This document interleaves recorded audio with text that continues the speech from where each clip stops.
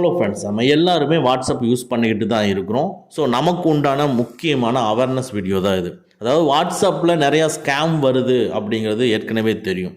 ஒரு அறிமுகம் இல்லாத ஒரு நபர்கிட்ட இருந்து ஒரு மெசேஜ், ஒரு லிங்க்கு நம்மளுக்கு வரும். அதை வந்ததுன்னா கிளிக் பண்ணக்கூடாது அப்படிங்கிறத நம்ம முதல்லையே பேசியிருக்கோம். நிறைய பேர் யாருமே கிளிக் பண்ண மாட்டீங்க. அதாவது ஒரு ஜாப் ஆஃபர் இருக்குது, இது ஒரு சிம்பிள் டாஸ்க் தான், இதை மட்டும் நீங்கள் கிளிக் பண்ணிங்கன்னா மாதம் எவ்வளோ சம்பாதிக்கலாம் அப்படிங்கிற மாதிரியெல்லாம் நம்மளுக்கு நிறையா வந்திருக்கும்.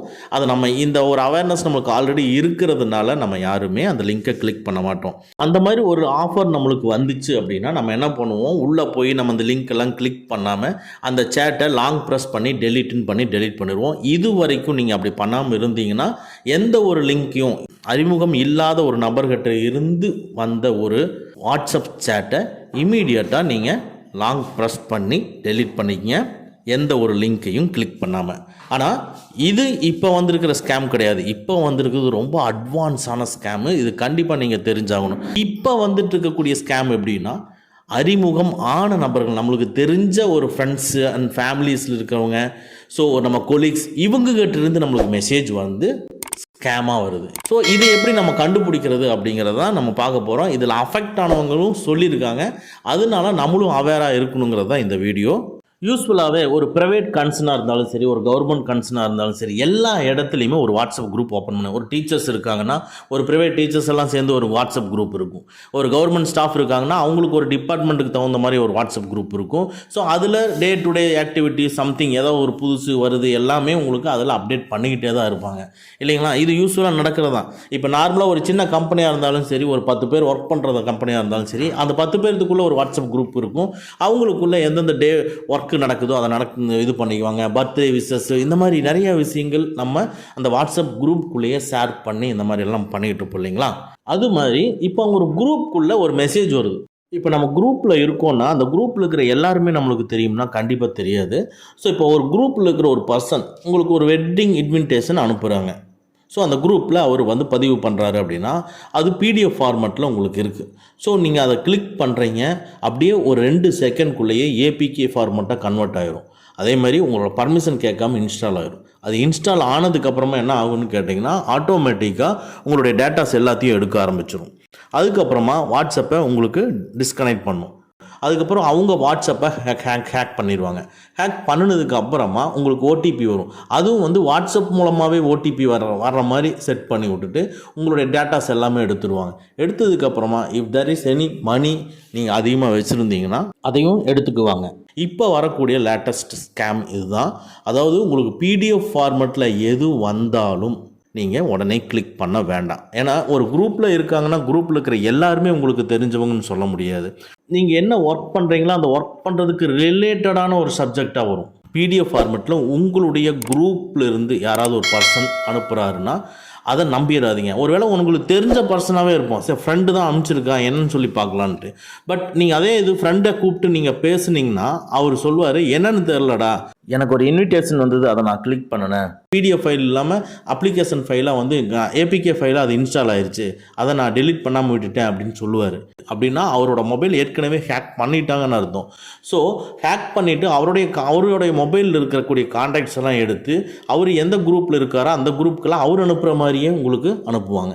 ஸோ இப்படி உங்களுக்கு ஸ்ப்ரெட் ஆகுது. அவர் வந்து ஏதோ ஒரு தேவையில்லாத ஒரு லிங்க்கை கிளிக் பண்ணி அவர் வந்து அவருடைய மொபைலை அவர் ஸ்பாயில் பண்ணினது மட்டும் இல்லாமல் அவர் இருக்கக்கூடிய குரூப்பில் இந்த மாதிரி மெசேஜ் வரும்பொழுது அதை நம்ம கிளிக் பண்ணோம்னா அப்படியே எல்லாத்துடைய மொபைலையும் ஹேக் பண்ண ஆரம்பிச்சிருவாங்க. இப்படி வர ஸ்கேமை நம்ம தடுக்க முடியாதா அப்படின்னா, தடுக்க முடியாதுங்கிறத விட நம்மளுக்கு வரக்கூடிய ஃபைல்ஸை, டாக்குமெண்ட்ஸு எதாக இருந்தாலும் நம்ம ஆட்டோ டவுன்லோடு போட்டு வச்சுருவோம். அதை ஸ்டாப் பண்ணுறது மூலமாக நம்ம தடுக்க முடியும். ஸோ அந்த ஆட்டோ டவுன்லோடை எப்படி ஸ்டாப் பண்ணுறதுங்கிறத வேணால் பார்ப்போம். வாட்ஸ்அப் ஓப்பன் பண்ணிக்கங்க. டாப் ரைட்டில் இருக்கிற 3 டாட்ஸை கிளிக் பண்ணிக்கங்க. அப்படியே செட்டிங்ஸ்குள்ளே வாங்க. ஸ்டோரேஜ் அண்ட் டேட்டான்னு இருக்குது, அதை கிளிக் பண்ணிக்கங்க. இதுக்குள்ளே மீடியா வந்து ஆட்டோ டவுன்லோடுன்னு இருக்குது பாருங்கள்.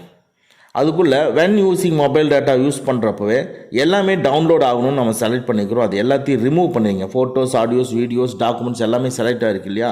ஸோ அதையெல்லாம் ரிமூவ் பண்ணிவிட்டு ஓகே கொடுங்க. ஒய்ஃபை கனெக்ஷன் ஆனால் அதில் நம்ம டவுன்லோட் பண்ணணுமான்னு கேட்குது, அதையும் கிளிக் பண்ணி எல்லாத்துலேயுமே ரிமூவ் பண்ணிவிட்டு நீங்கள் ஓகே கொடுத்துங்க. ஸோ நம்ம இப்போ கொடுக்குறது மூலமாக என்ன ஆகும்னு கேட்டால், உங்களுக்கு வரக்கூடிய ஸ்கேமாக இருந்தாலும் சரி, உங்களுக்கு நார்மலாக உங்களோட ஃப்ரெண்ட்ஸ் அனுப்பக்கூடியதாக இருந்தாலும் சரி, உங்கள் ஃபேமிலியில் பிரதர் சிஸ்டர் யார் அனுப்புகிறதா இருந்தாலும் சரி, அவங்களுக்கு வந்தோடனே நீங்கள் கிளிக் பண்ணால் மட்டும்தான் அது டவுன்லோட் ஆகும், நீங்கள் இல்லைன்னா டவுன்லோட் ஆகாது.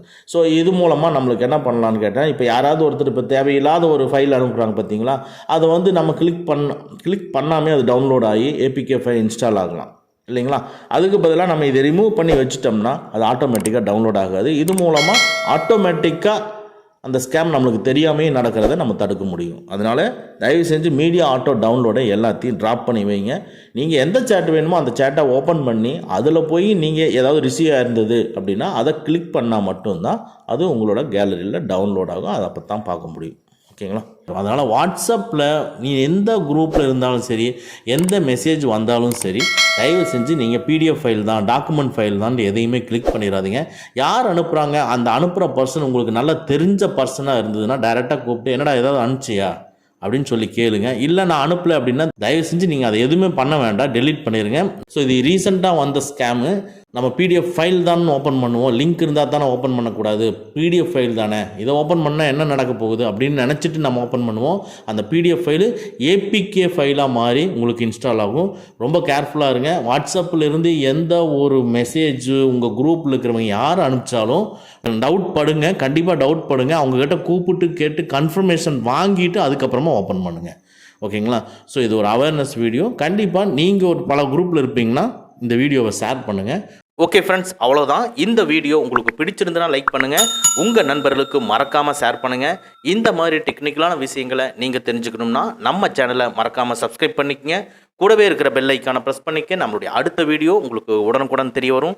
Thank you friends, thank you very much. see you again in next videos.